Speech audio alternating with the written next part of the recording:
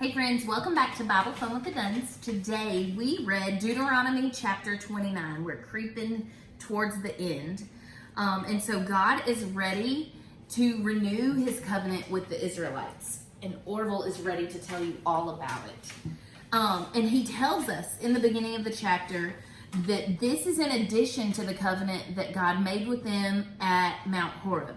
And so Moses tells all of Israel to gather around. And of course, as always, he starts with relationship. And Moses reminds them of what God has done for them. But he's kind of throwing a little bit of shade.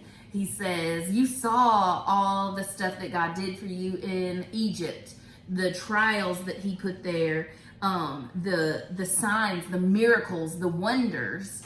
And he said, you saw it with your eyes, but you saw it, but you did not really see it. What did he say? It was verse 4. To this day, the Lord has not given you a mind to understand, eyes to see, or ears to hear. And so they saw it with their eyes, but it did nothing to their hearts. It did not penetrate their heart. It didn't change the way they saw God, and it totally should have. But it reminds us that it's not signs and wonders that draw our heart to God. It's God who changes hearts. It's God who softens hearts. In verse 5, he reminds them that he led them for 40 years. And this wasn't like happenstance. It wasn't something that could happen to any old group of people. He wants them to realize you wandered in the wilderness with no food source other than God. You wandered in the wilderness with the same pair of shoes that never ran out. And in case you didn't notice, like, this is miraculous, and only God could make this happen. God became all that they had so that they would know he was all that they would need. God is their sustenance. He is sufficient.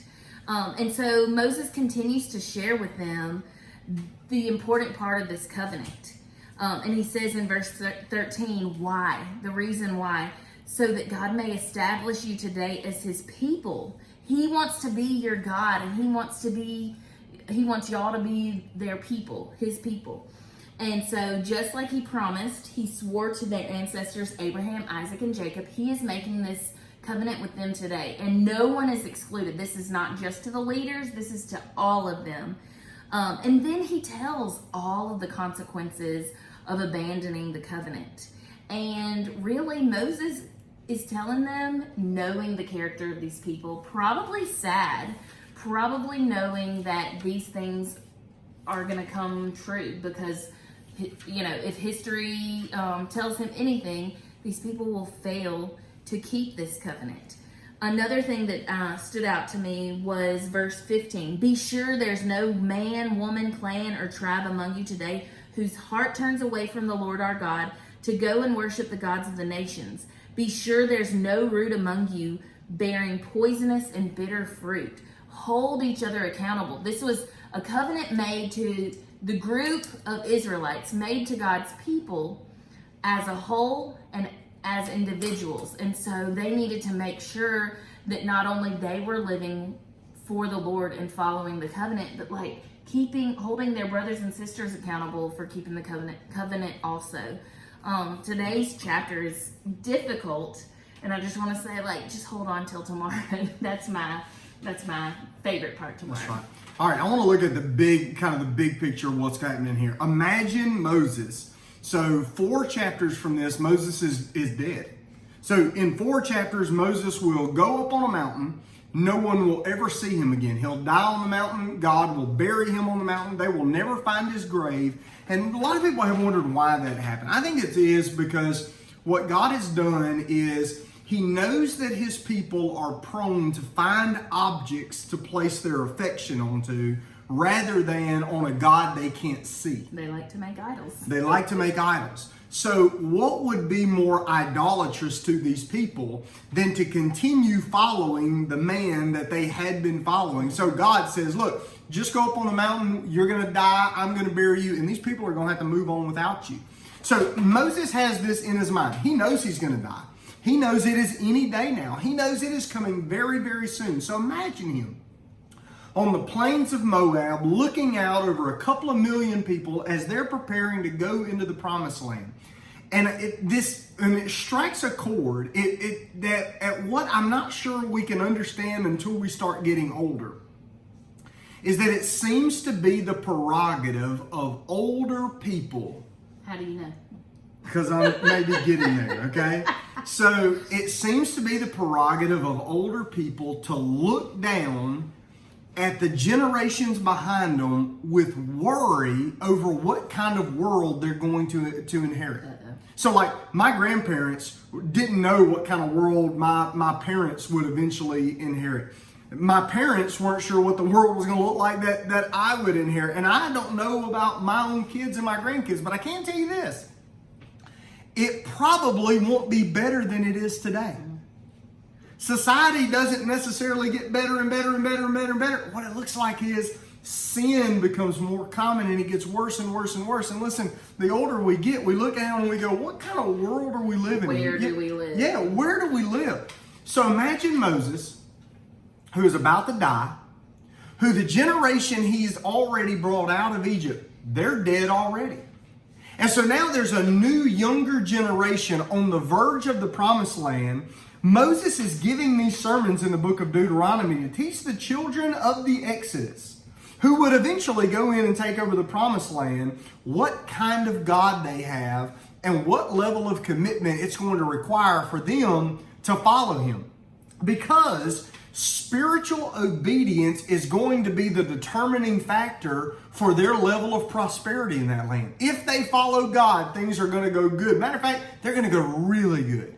But if they disobey, and listen, they're going to disobey, then they're going to get disciplined for it. Why?